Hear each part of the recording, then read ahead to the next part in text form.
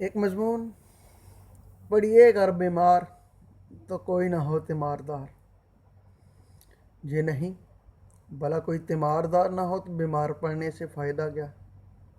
اور اگر مر جائیے تو نوحہ خاں کوئی نہ ہو، توبہ کیجیے توبہ کیجیے۔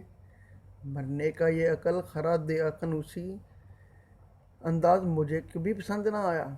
ہو سکتا ہے کہ غالب کے طرفدار یہ کہیں کہ مغرب کو محض جینے کا قرینہ آتا ہے، مرنے کا سلیقہ نہیں آتا، اور سچ پوچھئے تو مرنے کا سلیقہ کچھ مشرق ہی کا حصہ ہے۔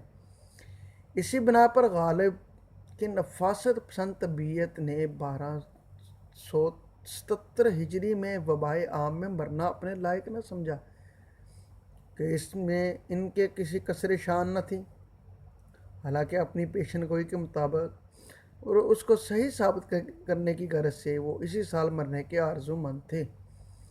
اس میں شک نہیں کہ ہمارے ہاں باعزت طریقے سے مرنا ایک حادثہ نہیں، ہنر ہے جس کے لیے عمر بھر ریاض کرنا پڑتا ہے، اور اگر اللہ توفیق نہ دے تو یہ ہر ایک کے بس کا روگ نہیں۔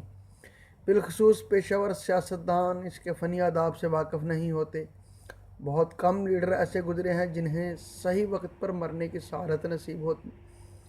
میرے خیال ہے کہ ہر لیڈر کی زندگی میں خواہ کتنا ہی گزرا گیا کیوں نہ ہو، ایک وقت ضرور آتا ہے جب وہ ذرا جی کڑا کر کے مر جائے، یا اپنے سیاسی دشمنوں کو رشوت دے کر اپنے آپ کو شہید کرا لے، تو وہ لوگ سال کے سال نہ صحیح ہر الیکشن پر ضرور دھوم دھام سے اس کا عرس منانا شروع کر دیں گے۔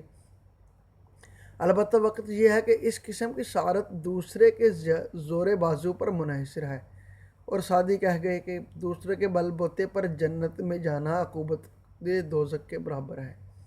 پھر اس کا کیا علاج کہ انسان کو موت ہمیشہ قبل از وقت اور شادی بار از وقت معلوم ہوتی ہے۔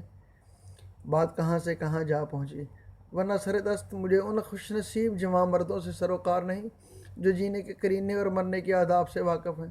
میرا تعلق تو اس مظلوم اکثریت سے ہے جس کو بقول شاعر جینے کی ادا یاد نہ مرنے کی ادا یاد۔